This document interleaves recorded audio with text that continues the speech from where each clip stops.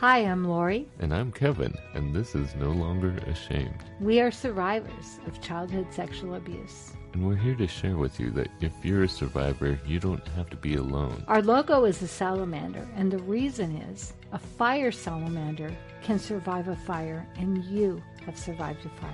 We want to help you with your journey to healing and hope. We are all survivors together, and we walk this journey together, and you are not alone. By telling our stories, we are hoping that you will have the courage to share your stories as well and find your voice. Because stories are so important, and for so long I know that I wouldn't tell my story, but when I finally shared my story, that's when I got my freedom. And this is our journey and your journey to healing and hope. So come with us. Well, I saw an article recently. It's this woman in the paper who's a therapist, and she talks about therapy in her articles. And the most recent one was about why therapists don't like to give advice to their clients. And oftentimes their clients just want, a workbook type checklist of things they need to do in order to get better. And it made me think about how, we often tell people it's really important to get therapy, but oftentimes people don't know what to expect when they go to therapy. And I thought it'd be a good idea to maybe just talk about what to expect and what the therapist generally will encourage you and so forth. But don't go necessarily expecting the therapist to just give you a checklist of things to do and you'll get better. And how, therapy is a process and it's different for everyone. So not everyone's going to go in like, if you know someone that goes therapy and they say, oh, it was amazing. I felt better right away. And this is what they told me to do. It's not necessarily the same for everyone. And so it's kind of important to not have real high expectations right at first, but it is also important to have an idea of what you think you need and what you think would help. That's why a lot of therapists are moving into the coaching field, because coaching is drawing on the experience of the client to help them solve their own problems.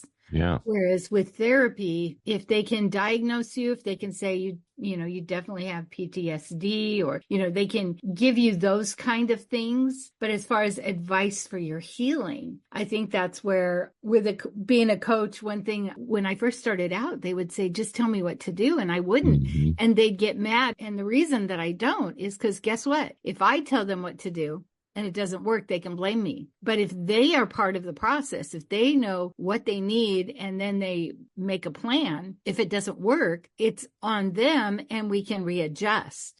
Yeah. Versus I tried it, I'm done. So It keeps us in the process. And the thing about also with therapy is I think if you can speak with the therapist before and ask them how they operate, because as I've been looking for a new therapist, I don't have a lot of expectations, but also I kind of want to know what they do, how they roll. Yeah. Because I might be able to tell right away if that's going to work for me or not. And it's not necessarily, I think I kind of do know what I need. In the beginning, I don't know that we know. We just get in and we talk, and then we get in a group or whatever. So sometimes we don't know what we need, but definitely we know what works for us. And so I think if we know they're going to do it a certain way and that, yeah, that sounds good, then we can give it a try. But also, if it doesn't work and you really aren't connecting with your therapist, it's okay to get a new one. Yeah, to find someone that you're either more comfortable with or you feel like you're having more progress with. And I know for me, I was very lucky. I got a therapist right away who I worked well with, and I was having a lot of progress right away, which was really rewarding. But I think another reason therapists don't like to give advice is that if they give them advice, you should try doing this or you should try doing that, and the client doesn't follow up on it, then the client's got all these guilt feelings about failing again and not following through and always failing in in some manner, because oftentimes, as survivors, we get a lot of blame for things, and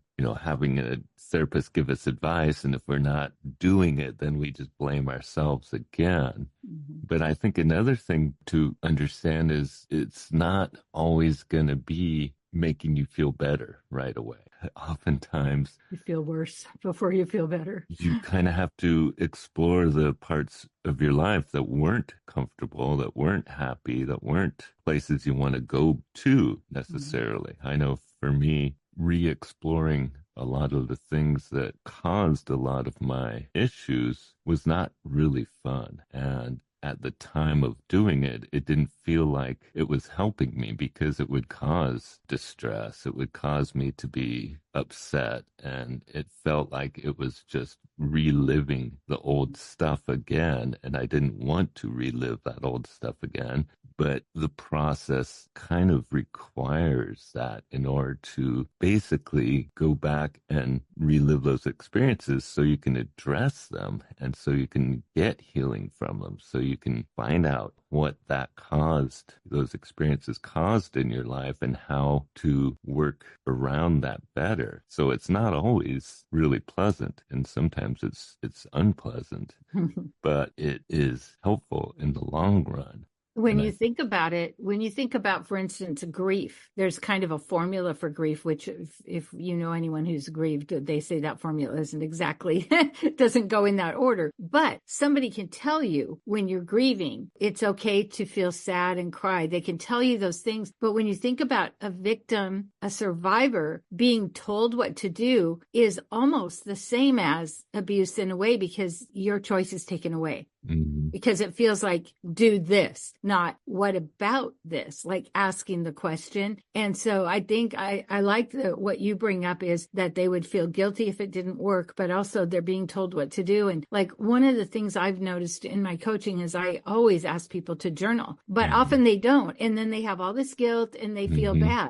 So what we know is true is it has to get out of our head. Yeah. So if you don't journal and you don't talk, it's going to stay in your head, and there's not a lot of hope for recovery. So it's finding the way that works for them. I remember in one of our classes, or maybe it was on here, where someone said they had to lock up their journal because they didn't feel safe, even though they were now in a safe environment. And so it's really, instead of do this, it's exploring, this really helps. How can you make this work for you? Whether it's online or it's talking into a recorder, writing, like finding the ways instead of just telling people what works or what to do. That's one of my biggest things, is so often people just want to tell people what to do. They're not curious about what works for them or what's worked in the past, or just because maybe it's worked for you. Like with the journaling and the getting it out of your head, there's some scientific neuroplasticity to that on changing our brain waves. And the only way we can do it is by actually getting it out one way or another. So if there's science behind it, it still doesn't have to be a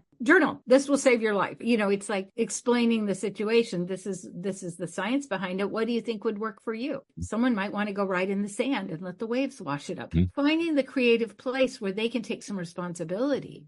Yeah, and try things out and see what does help. But if you're just being told to do it this way, and if it's not working for you, you feel like you're the failure. You're the one that's not doing it right. Yeah. So I think, when we tell people to find a counselor and we tell them it's important to find someone that is experienced with trauma, I think it's also important to find someone that doesn't push them too hard if they're feeling stressed, or, just pay attention to how you're feeling when you're going to the therapist. And also, if they are giving you advice, are you comfortable with that? Is it stuff you want to do, or are they just encouraging you to try things? And if they do, have you tried them, and do they help you? So pay attention to all the steps along the way, and trust yourself. Don't just think, oh, something's wrong with me. You can think, well, maybe me and this counselor aren't jiving, and maybe I want to try a different avenue. But as victim survivors, we often think, oh, it's me. Yeah. And also, we also think that we can't fix ourselves. We need help, but we don't give ourselves credit for knowing the ways that we can actually do the work that help. Mm-hmm. And so I think we have to not just hand over all our power to the therapist. Yeah. Pay attention to whether you feel it's working or if there's something else that would work better. Mm-hmm. And also, one thing that I've noticed, remember our friend Kevin, who was a state patrolman on the bridge and helped a lot of people from jumping? Yeah. When his son became suicidal, he took him in. And by the time they left, the counselor's like, nope, he's good. And he wasn't. He wasn't good. He wasn't. He wasn't paying attention. And even there was somebody that I took in and they were OCD and I was sitting with them and the counselor's talking and talking and the person is looking above the head, the counselor's head. And I'm watching and the picture above the head, the counselor's head was crooked. This person has OCD. And the counselor was absolutely not connecting that this person that could not even hear anything she said. And finally, I just said, can I stop you? And she looked at me and I said, do you realize they're not paying attention to you? And she goes, oh, I just thought they were soaking it in. I go, that picture above your head is crooked and they have OCD. That's why they're here. Mm-hmm. And so that person chose not to continue with that counselor because right off the get-go, not even like aware. Yeah. Something that was to me, seems so blatant. So obvious. Yeah. Yeah. So often a counselor may not connect or it may not be their field. And when we trust our instinct and we say, this doesn't feel good, sometimes we go, okay, I'll give it a chance. And sometimes it does work out. But if it doesn't mean that we're bad or we're wrong. No, it's different for everyone. And because you've had trauma doesn't mean you don't have other things going on. You could be OCD, you could be ADHD, you could be on spectrum.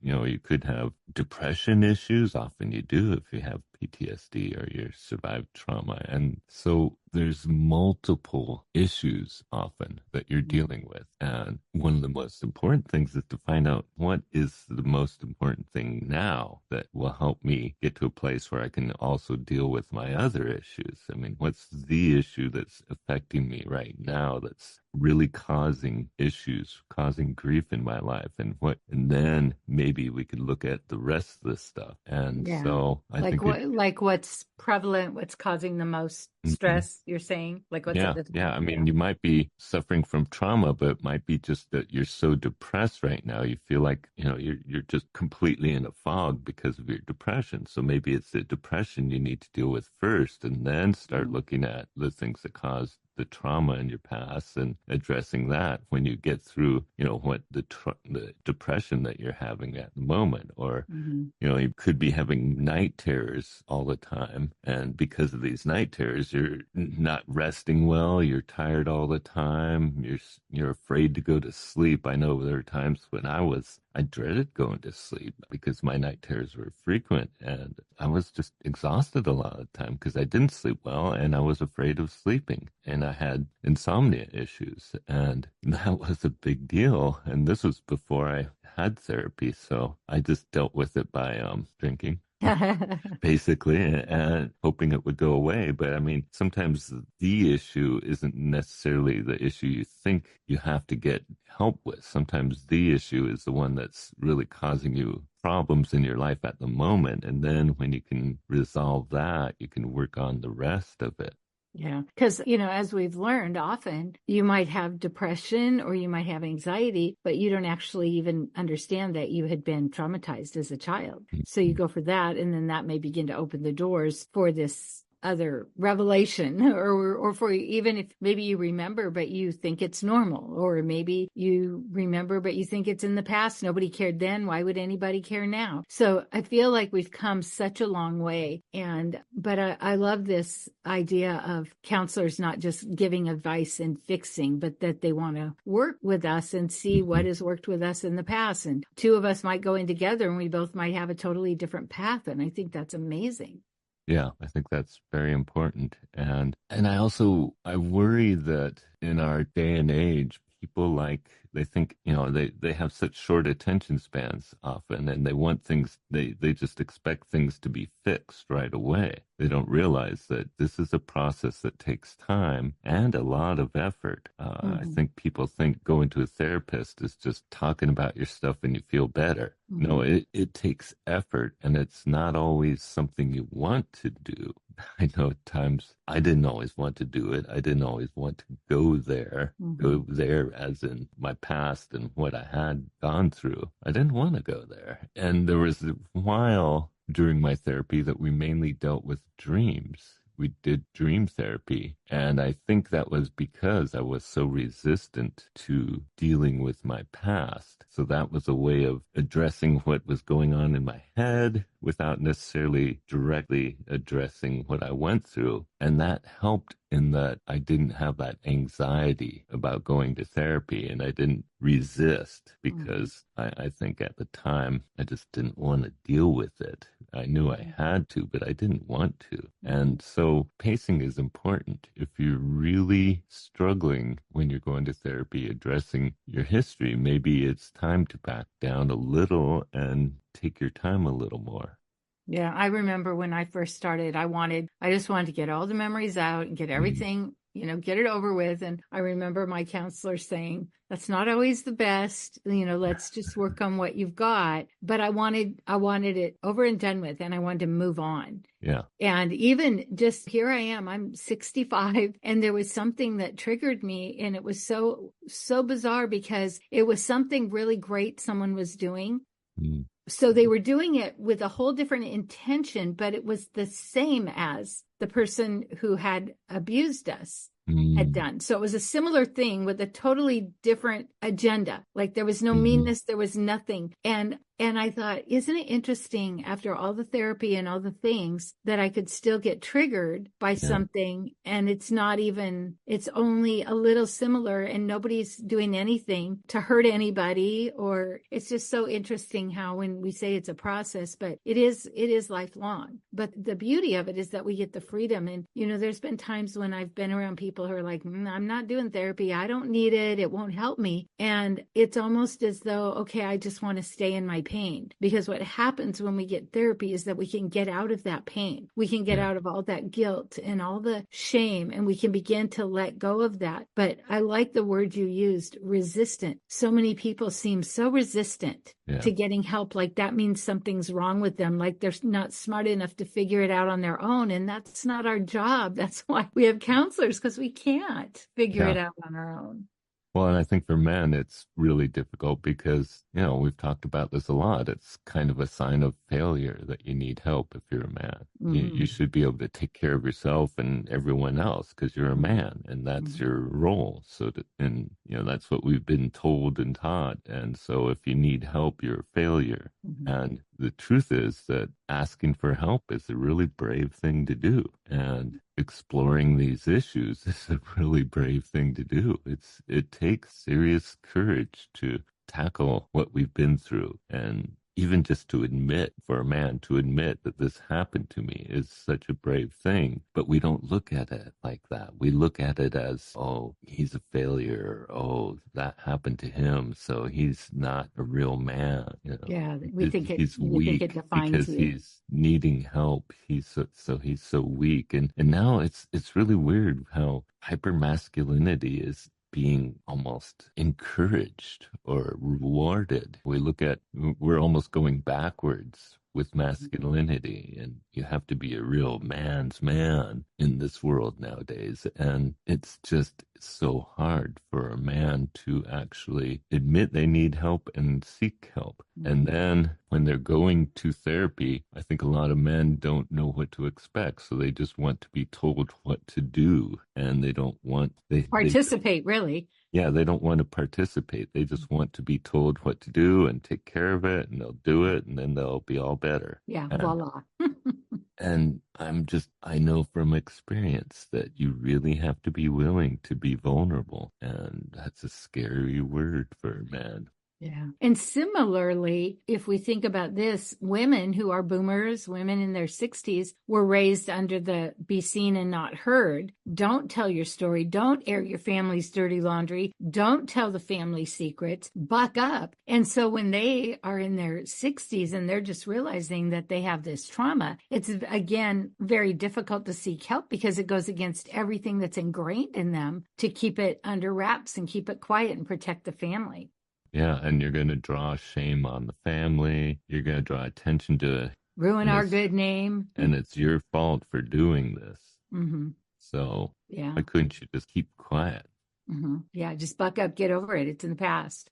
Or you're just trying to get attention. That's another thing I've heard is you just want attention. And that's such a terrible way of putting it. Or even we hear this, oh, she's the drama queen of the family, or he's the drama queen of the family. And so it gets labeled in that. And that's part of why it takes such courage because, and also just a fun fact, when the whole false repressed memories thing was going on, and there's a whole story you can look up online of a counselor that kind of made this up to promote what she was doing, that these are false repressed memories. Well, what would happen is then people started recanting them because they didn't want to be isolated and kicked out of the family. And so then they say, oh, see, they recanted. It didn't really happen, when what happened is they still loved their family and they didn't want to be outcast basically because they were the one remembering. And so there's so many things that make this difficult, and having a good counselor. I mean, just as an example, I went through a time with a very abusive husband. It was a very short marriage, but I went to a counselor and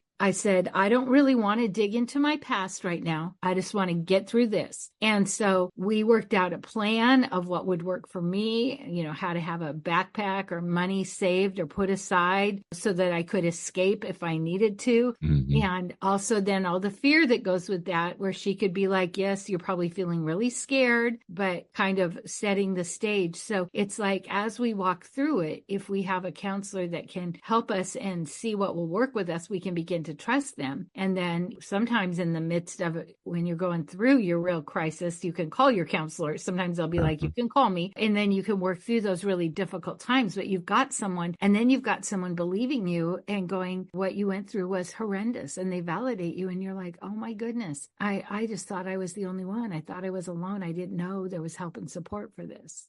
Yeah. So I think it's important when you're going to a counselor not to have expectations that things are going to get fixed quickly, but do have expectations of what to expect as far as don't go in thinking they're going to give you this list of things to do and it'll fix you. Yeah, if you just do A, B, and C, you'll, But be open to their suggestions, and maybe even if you're not sure they're going to do much help, maybe be open to those suggestions as to, okay, I've never tried this, maybe I'll try it, see if it helps, and also be aware of your feelings as you're in therapy. Are you comfortable? Do you feel like you trust this person? It takes some time to trust them, usually. Yeah. I know for me, it took some time to get that place of comfort and trust. And same with the men's group I was in. The first month or so was just kind of getting to know each other and forming that bond, forming that trust. So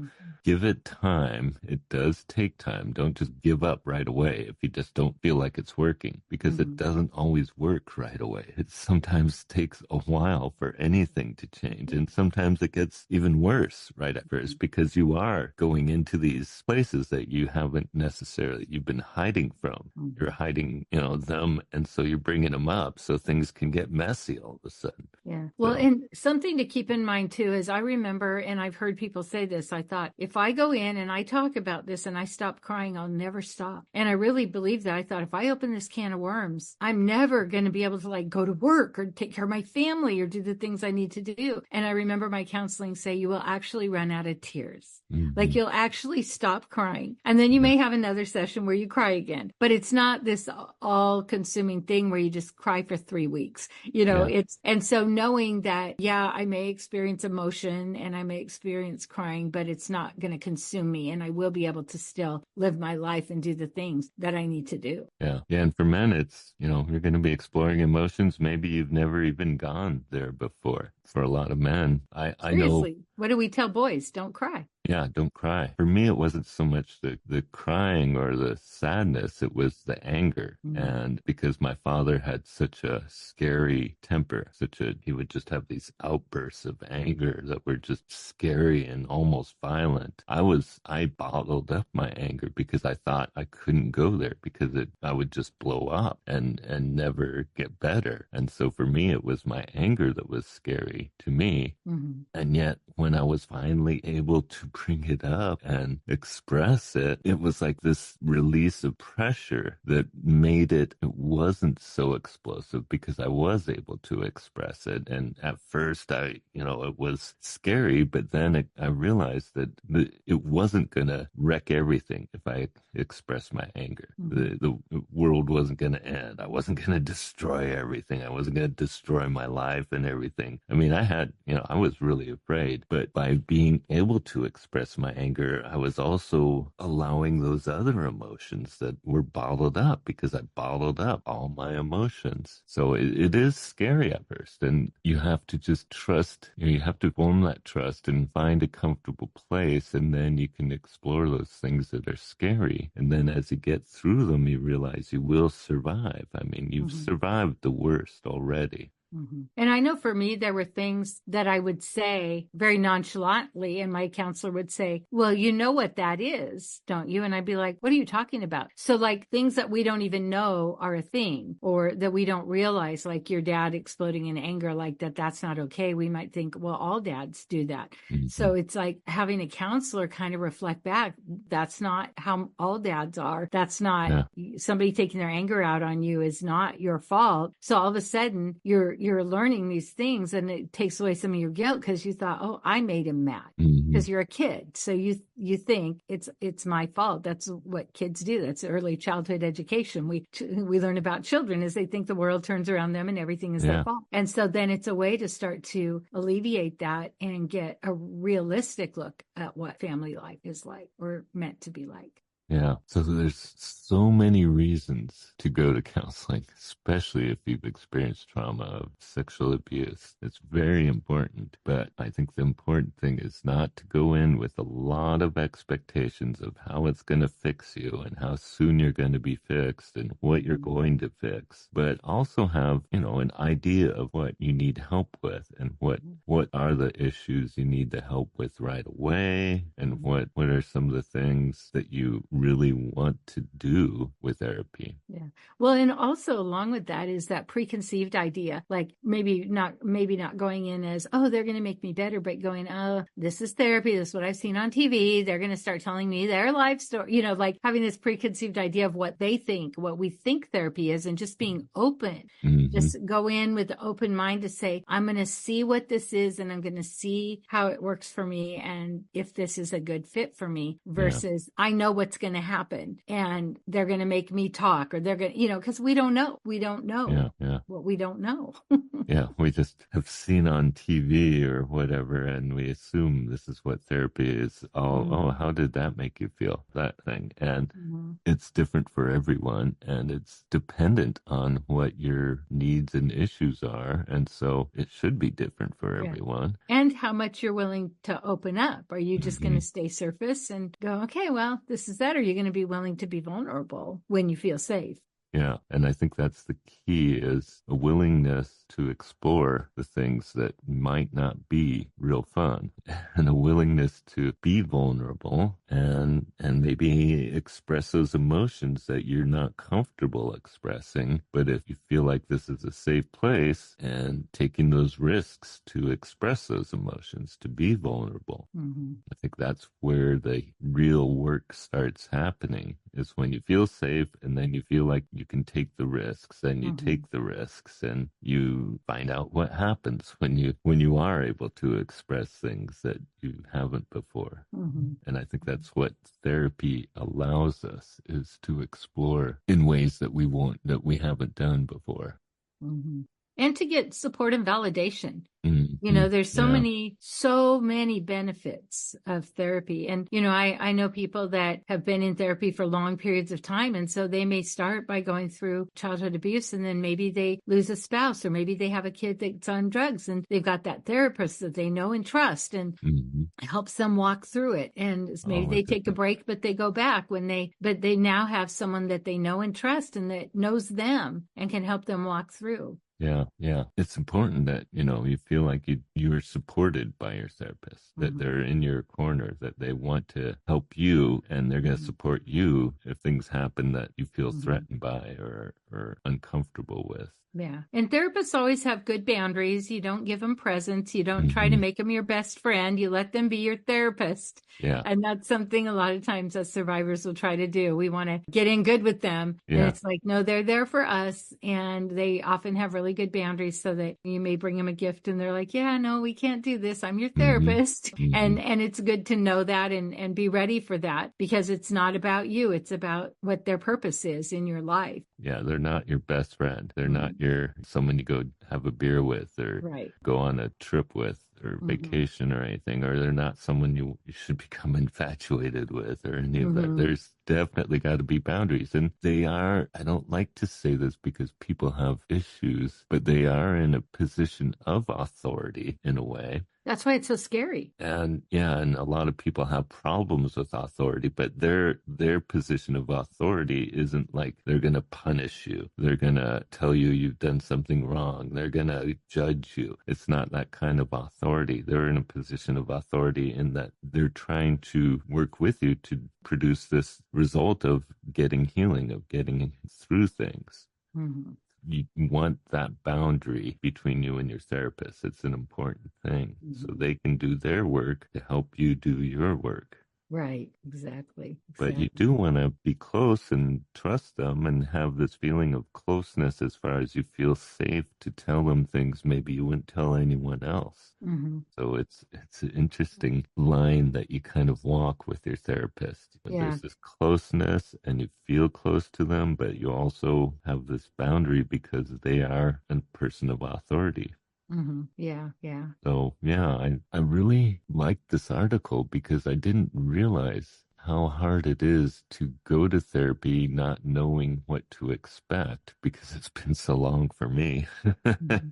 Well, And and now since COVID, it's difficult to get into therapy. I don't know if yeah, you have heard this, but oh there's yeah. even people that I work with that are like, they don't want to do the online. I've done the online and liked it fine. They don't Hmm. want to do the online, but it's like months of waiting. And even I've been trying to find a new Hmm. counselor, and I've had some it's a good thing I know what I know Yeah. or I would have been dissolved into tears because I went in with an expectation and didn't know I was going to a certain behavioral place where they pretty much put you away for a week. I didn't know that's where they were sending me. And the lady Oh was my like, God. yeah, I'm not going to be here very long and you're only going to get a couple appointments. And this isn't really counseling. And I was like, why did they send me here? Yeah. And she's like, yeah, we're good. Let's not do this. And I went in my car. I just sat there probably for a half an hour, just trying to process what just happened. But because I have experience, but if not, I would have, and the first thing she said is, well, are you suicidal? And I said, well, no. And halfway through, when she's telling me she's leaving here and she doesn't, why are we doing this? She's like, well, you're not suicidal right now. I was going to be like, if I was, I wouldn't tell you. You obviously don't even care. You're trying to get rid of Yeah. me. And then I tried another one and she didn't communicate very well, but I think what happened was I think she was only available in the afternoons. Hmm. And she kept offering me afternoons, which didn't work for me. And then finally she just goes, well, this isn't going to work. And I was like, oh, does she not like me? Or she just, because I said, well, do you have something in the morning? And then she'd say, well, I have 2:00 on this day. And I go, well, I work afternoons. Do you have something in the morning? She goes, well, I have 2:00 on another day. Yeah. And because I was in a vulnerable place, it was after I hung up. I'm like, well, maybe she just doesn't have any morning slots available. But she just goes, yeah, this isn't going to work out. And because it's so hard to get a counselor, they're full, everything else. So Yeah. it can be a little more of a challenge, and I remember when I first went, I had a friend because it's when I had my first panic attack, and a true panic attack, you think you're going to die. And she said, can you just call one counselor today? So every day I called one counselor and, we don't take your insurance. Oh, we don't. And then finally one lady called back and said, why don't you come in? We'll talk. We'll see what we can work out. Yeah. And so, but it wasn't the first person I called, No. so it is work. And Yeah. I don't want to be like discouraging, but also know that it not be the first one and to just keep trying. Yeah, it is hard now because of what everyone went through during COVID. COVID, yeah. There's so much people seeking help now. There's so many people seeking help that it Which is is good. hard. Which is good. It is. That they're seeking help, yes. Yeah. Not that they need it. Right. But it is hard. So, you have to be persistent. You have to work at it to find someone. And if It's you worth it find if you someone, are. yeah, and if you find someone and they're not working out, don't just drop it and give up. Keep trying because it is worth it. But I want people to understand that it does take work, and what you put into it is important. You don't expect them to just give you a checklist of things to do and you'll get better. You have to put effort into it, and you have to be vulnerable and willing to go places you might not be comfortable with at first. But generally that won't happen until you get to a place of where you're comfortable, safety, and you feel like it's a safe place, and you're more stable, obviously. If you're in the midst of depression, it's not a good idea to dive into the issues you had when you were young and were traumatized, because that's not going to help with your depression or your anxiety if you're dealing with anxiety. So, yeah, I'm just mainly, we talk so much about how therapy is so important, but I realize that there's a lot of misconceptions and a lot of people that don't know what therapy is necessarily going to be like because they've only just seen it on TV or heard about other people's experiences. And so I think it's important to kind of clear up some of the misconceptions. We don't want to be judged. If we're going in to say some really terrible things, and if in the beginning we still think it's our fault, we don't want to be judged. And so it's hard because it's like I'm walking in to almost confess that I'm this horrible person. And then they're like, no, you're not. And you're like, what? Yeah. Well, and me, I had a lot of terrible habits because of the ways I coped with the issues I had. My coping mechanisms were terrible, even during when I first started going to therapy. And so I had a lot of guilt and shame about that, about how I coped with things. But I was able to be honest about it because I did find someone I felt I could trust and I was safe with. So not having judgment is important. If you feel like you're being judged by the therapist, that might be something that's not going to work very well. Yeah. So this, maybe take this out. I don't know if this is the appropriate time for this, but I was just reading a book where this woman had become a therapist and she had realized she had childhood trauma, but also as a child, she was a perpetrator. But she didn't really know it. And so then as an adult and a therapist, and she went to this, after she became a therapist, she went to this workshop and she had been having these dreams or memories. And so she knew she was going to have to confront that. Like here she was, a counselor, a therapist. She had a family and kids. And now she's remembering that there was something that she did. And it probably was because of being abused. But so, she had to address that and it was difficult, but there was no judgment with her therapist, and she let her figure out how she wanted to resolve it. And what the person who was in therapy and was a therapist decided to do was contact that childhood friend and say, this has been going on and I'm feeling so guilty and so bad, and I don't want to cause you grief, but I need you to know I'm so sorry for the hurt that I've caused you. And that person said, yeah, I've been remembering too, and I'm glad we talked. And they just easily let it go once it was out in the open. And so sometimes we resist because we know we have behaviors or things and we're going to have to admit that, but that still doesn't make us bad. It still doesn't make us unforgivable or any of that. And it's actually freedom. I think that's why the Catholic Church has confession, because confession is good for the soul. And if you've been carrying something heavy, it's okay. And remember our interview with our friend, was it Dan? Yeah. Who had gotten into pornography. And when he came clean with it, that's when he really got the freedom. So if there's something holding you back that you're like, I can't go because they'll find out and my life will be ruined, most likely, your life won't be ruined and you'll get support and help and freedom. Yeah. And it's actually can be really helpful to be able to talk about it and find the freedom, because if you're just hiding from it, it's going to be hanging over your whole life. And that causes depression. It causes so many issues. So it's actually more important to be able to find a safe place where you can talk about these things. I know for me in the men's group, there was a lot. One of the men in our group had pedophile feelings. He couldn't help it. They were there. That's just the way he was wired. He never acted on them. At least he said he never acted on them. But he had those feelings, and he was so ashamed of them. But it took him a while before we actually talked about them. But when we did, it was such a relief for him, because he was able to get it out of his system and talk about, but also talk about how he was working on dealing with them, and was able to come up with ways of handling his feelings. And it was really scary for him, but it was really, really meaningful for him to talk about and deal with it and know that he could handle it.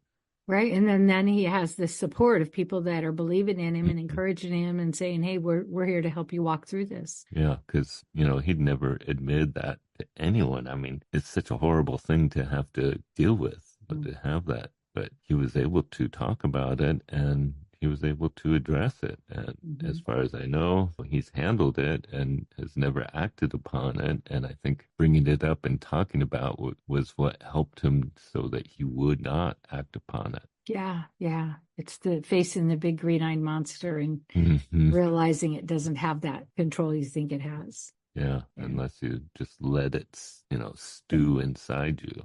Yeah. Then you'll never know how to control it. Right. So we stand by, get a counselor, get a coach, find someone to talk to, but also know that it's always, you are the one in power. And if you ever feel like overpowered, trust your instinct and have a conversation with someone you care about, and don't give up. Just find someone else, or be honest with the counselor and say, I feel like you're trying to fix me, and maybe they might move into a different method. Yeah. I find the way that's comfortable and works. I mean, it might not always be comfortable, and a lot of times it's not. But if you feel like you're actually having progress, and progress doesn't always happen all at once or quickly. Sometimes it happens very slowly. But if you feel like at least you're making progress. Yeah, definitely. Well, this is a good time for us to pray. So that's it for today. We are going to have a prayer time if you want to stick with us. If not, we believe in you. We want to hear from you. We want to hear your stories. If you like this podcast, please rate and review, because that's how other people can find us. And we really want to spread this message. Father, I thank you for all your blessings. And I pray that you would give anyone listening the courage to find help for their issues, and the courage to do the work, that even when it's not comfortable or fun, but to stick with it and to find a safe place that they can be who they are without being ashamed. And Lord, I just pray that you would bless the work they're doing, that you would help them to have courage, and you would give them grace in their work, because it is hard, and there are times when they need rest and peace. And Lord, I just pray that you would be their rest and their peace in their lives. And I just pray that you would bless their search for a therapist, help them to find the person that can help them, and help them to find the person that they can trust and feel safe with. In your name I pray. Father, thank you that there's hope and there's help, that there are people that are trained to walk with us through this difficult time. And I pray for the survivor that's wanting so bad to get relief and to get help, but they have so much fear about stepping into a counselor's office, that you might just give them peace, help them to find somebody that would really be able to hear them, and that this could be a process that not only helps them, but their family, their relationships, even their work. And so I pray for the courage, the strength, the wisdom to just walk through that door, make it happen. Because the first time we do anything is always scary, but we know, Kevin and I know, and you know, Father, that there is healing, there is help, there is love and joy and peace and wonder and awe on the other side of all of this, and freedom. And that's what we so badly want, is to be able to live in a way that we are free to worship you and love you, and not have all these things catching us up and triggering us and scaring us and keeping us in a dark place, but that we can find light and hope. And I thank you for that. I thank you. And I just pray that you will just bring the right counselor across our paths that we need, and that will support us in the best way. In your Son's holy name, amen. Amen.